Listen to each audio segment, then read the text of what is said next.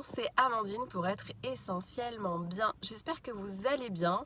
Je suis très heureuse de faire cette vidéo aujourd'hui pour vous. Et voilà, aujourd'hui je vais parler de l'alimentation enceinte.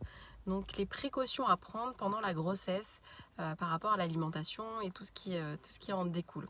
Alors, juste un détail, cette vidéo, ça peut être intéressant aussi pour les femmes qui souhaitent tomber enceintes.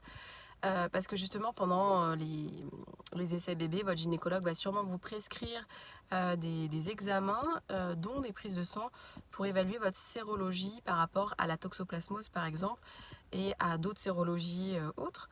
Et c'est intéressant de connaître au préalable ce que c'est que la toxoplasmose et ce que veut dire ce résultat, si il est positif ou négatif. Alors, donc, on va commencer directement avec la toxoplasmose. Donc, la toxoplasmose, c'est une maladie bénigne qui s'attrape en lien avec les animaux ou la nature, qui à la base est liée à un parasite. Donc,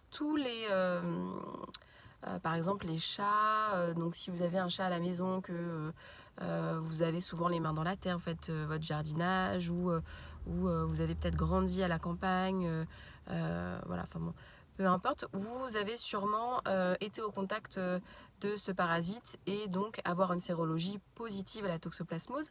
Donc dans ce cas-là, ça veut dire que vous êtes immunisé. Si dans le cas où vous n'êtes pas immunisé, donc vous avez un résultat de sérologie de toxoplasmose négatif, c'est ok. La seule chose, c'est qu'il y a des précautions à prendre par rapport aux femmes qui sont immunisées. Donc il faut savoir que comme ça se trouve dans tout ce qui est au contact des aliments en lien avec la terre, donc tous les fruits et légumes seront à laver avec des précautions plus particulières qu'en temps normal.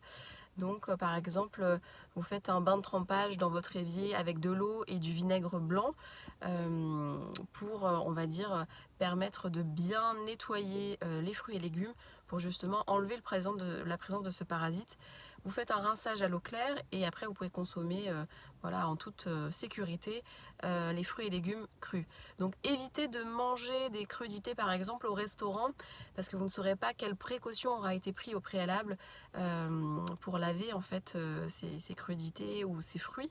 Donc par précaution, je dirais qu'il faut quand même éviter de consommer des crudités ailleurs que chez vous, sauf si vous avez confiance dans la personne chez qui vous allez manger et que vous avez bien précisé de laver avec précaution et du vinaigre blanc au préalable toutes les crudités et tous les fruits.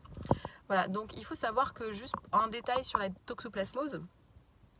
Donc c'est une maladie bénigne en temps normal que vous pouvez attraper n'importe quand.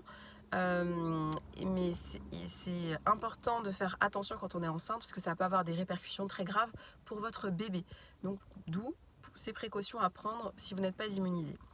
Ensuite, il y a la listériose, la listériose et la salmonellose qui sont des maladies c'est des bactéries qui vont se développer dans les aliments crus ou pas assez cuits. Excusez-moi. Et voilà, qui vont surtout avoir un impact quand on est immunodéprimé. Et il se trouve que quand on est enceinte, naturellement, notre corps va diminuer notre seuil immunitaire parce que notre bébé va être en partie voilà, créé à moitié de notre côté et l'autre moitié du côté du papa au niveau de son ADN. Donc la moitié de l'ADN du bébé ne vient pas de notre corps. Donc si on n'a pas ce seuil d'immunité qui diminue naturellement, voilà, on risquerait de lutter contre ce bébé qui est en nous. Donc c'est naturel d'avoir un seuil immunitaire plus bas quand on est enceinte. Donc on est sujet voilà, à développer des pathologies qu'on peut trouver dans l'alimentation comme la salmonellose et la listériose. Donc les précautions à prendre, ça va être de consommer tout ce qui est protéines animales, cuit ou pasteurisé par exemple. Donc tout ce qui est viande, alors à bannir, c'est tout ce qui est peu cuit ou pas cuit. Donc ça veut dire que si vous aimez par exemple manger la viande crue, les carpaccio, les tartares de bœuf ou choses comme ça, là il faudra ne plus en consommer et manger plutôt la viande rouge à point et pas saignante, justement pour éviter la présence de cette bactérie qui va justement se détruire avec la chaleur, avec la cuisson. Pareil, si vous aimez manger cru au niveau poisson comme par exemple aussi des carpaccio de poissons, des ceviche, des sushis ou des choses comme ça. Bon ben voilà, pendant la période de grossesse, ne pas consommer de poissons crus. Ensuite, tout ce qui concerne au niveau des œufs, alors éviter les œufs à la coque, c'est pas assez cuit. Faut plutôt consommer les œufs relativement cuits, donc plutôt en omelette assez, donc pas omelette bèveuse, mais plutôt une omelette bien cuite. Les œufs durs, c'est ok. Voilà, prudence sur les œufs. Il y a aussi des œufs crus qui sont présents dans les desserts, comme par exemple la mousse au chocolat, les îles flottantes où les œufs ne sont pas assez cuits, voire pas cuits du tout, comme la mousse au chocolat. C'est des blancs en neige qui sont battus en neige mais qui sont crus. Attention aussi, prudence avec les glaces artisanales. Souvent il y a présence de jaune de cru à l'intérieur. Donc je vous invite à vraiment vous renseigner quand vous achetez vos glaces artisanales, de poser la question s'il y a des œufs crus dedans, du jaune d'œuf. Et dans le doute, consommez plutôt des sorbets que des crèmes glacées, qui dans les crèmes glacées, donc il y aura sûrement des jaunes d'œufs. Donc il y a des alternatives au niveau des desserts pour consommer ce type de dessert sans œufs. Donc il y a des recettes, ça peut être une idée aussi de vidéo si vous souhaitez. Je pourrais vous faire par exemple pourquoi pas une vidéo de recette sur une mousse au chocolat sans œufs, donc avec un ingrédient, une alternative. Pourquoi pas aussi des recettes de glace ou de sorbet à faire soi-même. Donc si ça vous intéresse, n'hésitez pas à me dire en commentaire si vous souhaitez ce type de vidéo, pourquoi pas avec des recettes de cuisine qui sont ok pour vous. Globalement, voilà, j'ai fait un peu le tour de la question. Ah oui, j'ai pas parlé des fromages aussi. Évitez tout ce qui est fromage qui ne sont pas pasteurisés. Parce que du coup, pareil, il y aura un risque de salmonellose et de listériose. Donc bien faire attention quand vous achetez vos fromages, de ne pas les prendre au lait cru, mais de les prendre plutôt dans le commerce pour avoir des fromages pasteurisés. Comme ça, voilà, vous prenez le plus de précautions possible. Il y a aussi un autre détail par rapport à tout ce qui est saumon fumé et tout ce qui est séché, comme les saucissons, etc. Pareil, il n'y a pas de cuisson. C'est le mode de séchage ou le mode de fumage qui fait que ça reste pas assez cuit. Et donc, il peut y avoir aussi ce type de bactéries à l'intérieur. Donc, évitez de consommer ces types d'aliments pendant les 9 mois de grossesse. Après, ce que je vous invite à faire pour éviter d'être frustré, parce que personnellement, pendant mes 2 grossesses, je n'ai pas été frustrée.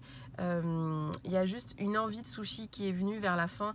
Et heureusement, donc mon mari a été très gentil, il m'a apporté le premier jour, après avoir accouché à la maternité, un petit plateau sushi, justement parce que j'en avais très très envie. Donc il a attendu que j'ai accouché pour m'en apporter, donc ça c'était super. Donc ça peut être une idée aussi de vous dire, ok, le premier repas que je pourrais avoir à la maternité, ce sera des sushis, si c'est ça que vous avez envie. Et pour éviter d'être frustré sur les 9 mois de grossesse, vous pouvez au préalable, pendant vos essais bébés, donc voilà, à chaque cycle, à l'arrivée de vos règles, anticiper et vous dire voilà, si j'ai mes règles qui arrivent, je vais les fêter.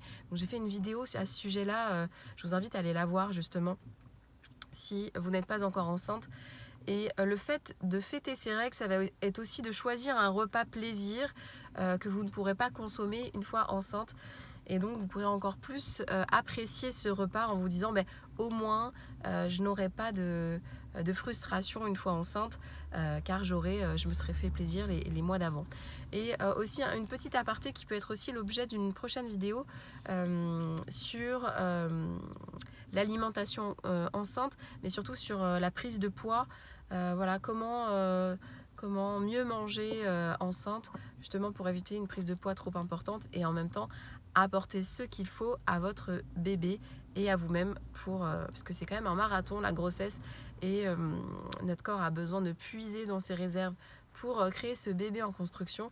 Donc je vous invite vraiment à me dire en commentaire si c'est une vidéo qui pourrait vous intéresser. Donc un détail concernant la toxoplasmose, si vous n'êtes pas immunisé, donc que votre résultat de sérologie est négatif, il y a un point positif: si vous avez un chat à la maison, eh bien vous n'aurez plus à faire sa litière pendant votre grossesse.